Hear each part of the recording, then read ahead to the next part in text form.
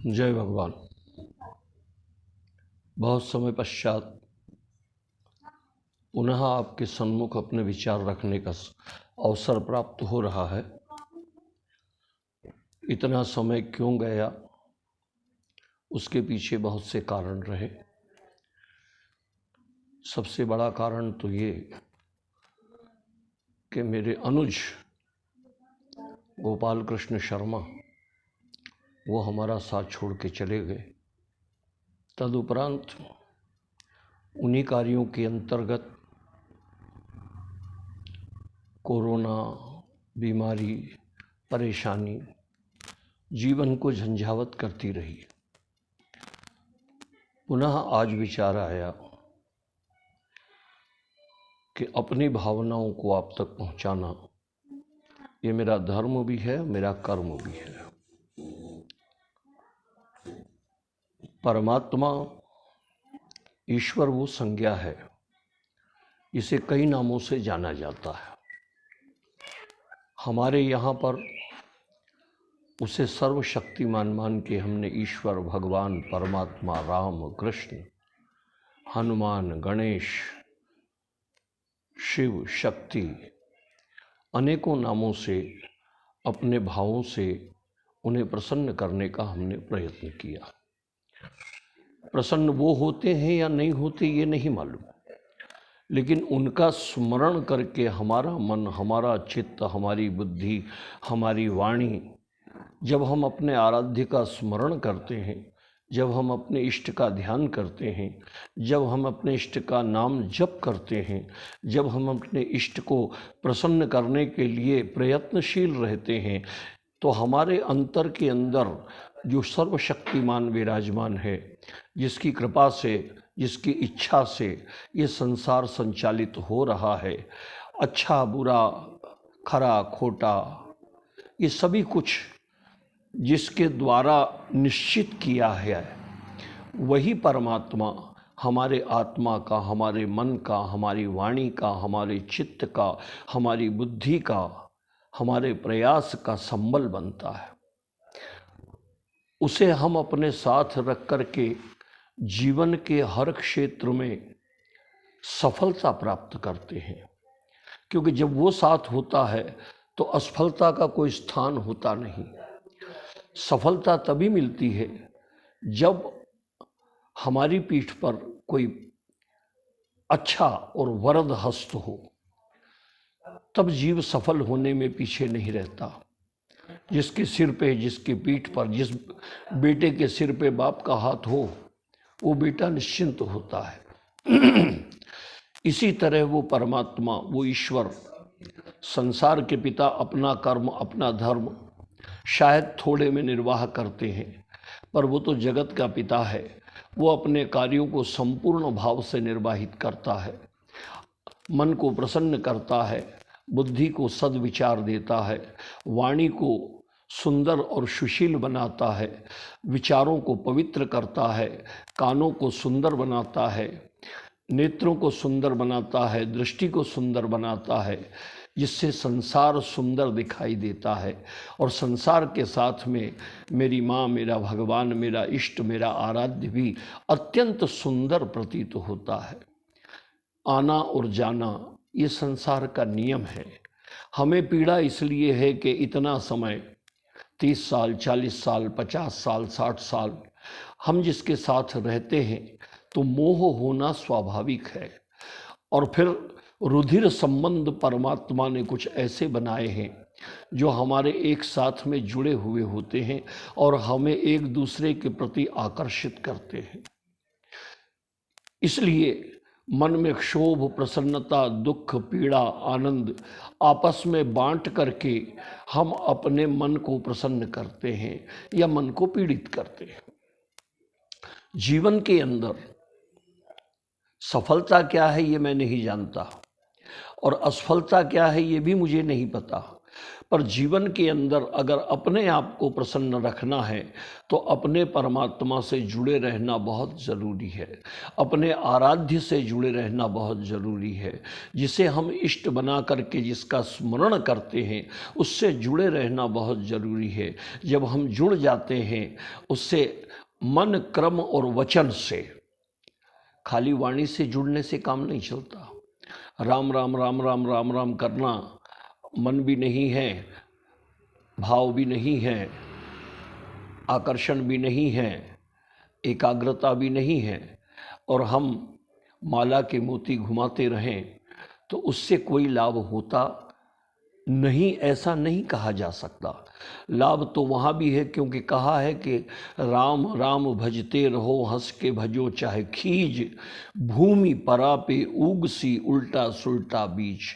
परमात्मा का स्मरण करो, प्रेम से करो, क्रोध से करो तो उसका फल तो मिलता है, लेकिन एक खेत के अंदर एक साथ बहुत सारा अन्न उत्पन्न होता है, और एक खेत ऐसा होता है जहाँ कहीं कहीं कहीं कहीं पौधे पनपते हैं। तो जब जब हमारे अंदर से, हृदय से जुड़ कर के उसका नाम निकला है, वहाँ पर वो फूल बन कर के खिल जाता है। मन के अंदर दुख और पीड़ा का शमन करने के लिए परमात्मा है, मन के अंदर प्रसन्नता देने के लिए हमारा आराध्य, हमारा इष्ट है, मन को चिंतित करने के लिए या चिंता मुक्त करने के लिए ये सर्व समर्थ की माया है। इसलिए अति प्रचंड रघुपति की माया, और जो न मोह अस को जग जाया। तुलसी ने रामचरितमानस के अंदर बहुत बड़ा दावा किया कि भगवान की माया इतनी प्रचंड है कि संसार में कोई माई का लाल ऐसा पैदा नहीं हुआ जो उसकी माया की वशीभूत न हो। तब पार्वती ने भगवान शंकर से पूछा कि माया इतनी प्रचंड है, सब उसके वशीभूत हैं, तो माया से बचने का कोई रास्ता है? तो बोले है। बोले क्या? बोले सुर नर मुनि को नाय, जेहि न मोह माया प्रबल, अस विचार मन माय, भजहु महामायापति। सुर यानी देवता, मुनि यानी ऋषि, और नर यानी मनुष्य। कहते हैं कि तीनों में ऐसा कोई भी नहीं जो उसकी माया के वशीभूत ना हो, लेकिन माया से बचने के लिए मायापति का भजन करो तो माया से बच जाओगे। तुम्हारा मन उसमें लग जाए, तुम उससे जुड़ जाओ, तुम उससे प्रेरित हो जाओ, तुम्हारे हर कार्य को उसको साथ में रख कर के करने लग जाओ, तो विश्वास करो कि जीवन में अपार सफलता की प्राप्ति होगी। सारे कष्ट, पीड़ा, कष्ट आता है तो भगवान याद आता है ना, कष्ट मिट जाता है तो हम परमात्मा का विस्मरण कर देते, भूल जाते हैं। इसलिए बार बार कुछ न कुछ जो हमें कष्ट दिखाई देता है वो कष्ट है नहीं, वो केवल हमें समझाने के लिए उस परमात्मा का एक शस्त्र है, या उस परमात्मा की एक क्रिया है जिसके द्वारा बार बार वो हमें ज्ञान देता है कि मूर्ख कब तक इस प्रपंच में फंसा रहेगा। कोई तेरा नहीं है, कोई तेरा नहीं था, कोई तेरा नहीं होगा। कहने के रिश्ते नाते सारे सब झूठे हैं। जब बेटा बाप से घबराने लगे, बाप बेटे से डरने लगे, तो विचार करने की बात है कि जीवन में यथार्थता बचती कहाँ है। परिवार के अंदर एक दूसरे का ध्यान रखना, एक दूसरे के लिए समर्पित रहना, यही इसका नाम परिवार है। बाकी तो जानवर भी अपना पेट भरते हैं, वो आपस में संबंधों को एक आयु तक समझते हैं और उसके बाद में भूल जाते हैं। कौन माँ है, कौन बाप है, कौन बहन है, कौन भाई है, कौन बेटा है, कौन पोता है, कौन पोती है, एक समय के बाद में वो जानवर भूल जाते हैं। लेकिन मनुष्य का ये विशेष गुण है कि वो आजन्म उन रिश्तों को निर्वाह का प्रयत्न करता है, निभाने का प्रयत्न करता है, अपने बना के रखने का प्रयत्न करता है। अन्यथा जीव अपने प्रारब्ध से, अपने भाग्य से, अपने कर्म से वो परमात्मा के द्वारा जितना जैसा जिसका कर्म है उसे परमात्मा वैसा प्रदान करते हैं और जीवन जीने के लिए ये पर्याप्त है। बाकी तो सब हमारा आनंद करने का विचार, आनंद करने का कि बंगला भी होना, गाड़ी भी होना, पैसा भी होना, परिवार के अंदर समृद्धि भी होना, जेवर भी होना, दागीना भी होना, ये भी होना, वो भी होना, तो ये सब होना तो फिर कोरोना भी तो होना। वो ऐसा पीछे लगा है कि आदमी घर से बाहर नहीं निकल पा रहा, मनुष्य घर से बाहर निकलने में संकुचित है, मुंह को ढक कर के निकलना पड़ता है और उसके अंदर भी भय ये रहा रहता है कि मृत्यु का भय है कि मर ना जाऊं। भाई मरेगा तो सही, अच्छा रहेगा तो भी मरेगा, ठीक नहीं रहेगा तो भी मरेगा, लेकिन मृत्यु का भय कितना विचित्र है। मृत्यु का भय कितना विचित्र है कि मनुष्य को परमात्मा की ओर कितना अग्रसर करता है। थोड़ा सा बुखार आए तो भगवान याद आता है, थोड़ी सी छींक आए तो भगवान याद आता है, थोड़ा सा सिर दुखे तो भगवान याद आता है। तो परमात्मा को सर्वत्र व्यापी मानकर अपनी आत्मा में उस परमात्मा का दर्शन करने का प्रयत्न करें।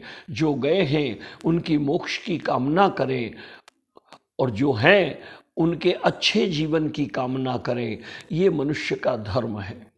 जो अपने धर्म का पालन करते हैं और अपने धर्म पर टिके रहते हैं, अपने धर्म पर अपने जीवन का निर्वाह करते हैं, उनको मृत्यु पर्यंत कभी भी किसी भी प्रकार की कोई कष्ट, पीड़ा या दुख विचारों में नहीं उत्पन्न होता। बाकी तो संसार है, शरीर है, जैसे जैसे आयु बढ़ती है बुढ़ापा आने लगता है और बुढ़ापे के अंदर सैकड़ों, पचासों रोग जो हैं वो ग्रसित अपने शरीर को करने लगते हैं। पर जो स्वस्थ रहकर ईश्वर का थोड़ा बहुत भी स्मरण करता है, थोड़ा बहुत भी भगवान का भजन करता है, थोड़ा बहुत भी ईश्वर का नाम लेता है, उन्हें वो कष्ट की अनुभूति होने ही नहीं देता। और कष्ट की अनुभूति नहीं होना यही प्रभु का सबसे बड़ा प्रसाद है। तो कष्ट मुक्त जीवन जीने के लिए भगवान का भजन करना, ईश्वर का स्मरण करना, परमात्मा को याद करना, उनके लिए समर्पित होना, अपना जीवन का 4 प्रहर धंधे गई, 4 प्रहर गया सोए, और 2 घड़ी प्रभु ना भजे तो मोक्ष कहाँ से होए। सारा दिन काम में चला गया, रात भर खूंटी तान के सो गया या भोगों में लिप्त रहा, अगर 2 क्षण भी परमात्मा का हृदय से स्मरण नहीं किया तो ये विचार करता है कि तुझे मोक्ष की प्राप्ति हो सकती है। ये संभव ही नहीं है। मोक्ष क्या है? मरने के बाद जन्म न लेना या प्रभुमयी हो जाना, ये तो ऋषि मुनियों के उच्च कोटि के साधकों का चिंतन है। लेकिन मोक्ष यही है कि हम विचारों से हर प्रकार से स्वतंत्र रहकर अपने आराध्य के चरण में जुड़े रहें और हमारा मन प्रसन्न रहे, इसी का नाम मोक्ष है। परमात्मा के चरणों से आप लगे रहें, आप जुड़े रहें, आप उनका स्मरण करें। और मैं भी प्रभु से यही करबद्ध प्रार्थना करता हूं कि जब तक जीवन है, जब तक उसका स्मरण होता रहे, जितनी सेवा जिसकी बनी है और जिसकी लिखी है उतने प्रेम से करते रहें। आखिर भगवान की इच्छा और ईश्वर का विचार और ईश्वर का निर्णय, हम उनके चरणों में समर्पित होते हैं और हम उनके चरणों में वंदन करते हैं कि परमात्मा जो गए हैं उन्हें सद्गति की प्राप्ति हो। जो हैं वो जीवन में जब तक रहें तब तक स्वस्थ रहें, आनंदित रहें और आपका स्मरण करते रहें। मैं भी परमात्मा से, भगवान शिव के गोपाल भैया बड़े उच्च कोटि के उपासक थे, मैं भगवान भोलेनाथ से चरण के अंदर वंदन करता हुआ उन्हें कैलाशवासी करें और अपने अंदर समाहित करें। इस भावना के साथ बहुत समय बाद ये फिर से आपके अनुग्रह पर, कई लोगों ने कहा कि गुरुजी बंद क्यों कर दिया? बंद नहीं कर दिया, समस्याएं कुछ ऐसी थी, इसलिए अब पुनः प्रयत्न करूंगा कि आपके सन्मुख रहूं और अपने विचारों को आप तक पहुंचाता रहूं। इन्हीं शब्दों के साथ में जय भगवान।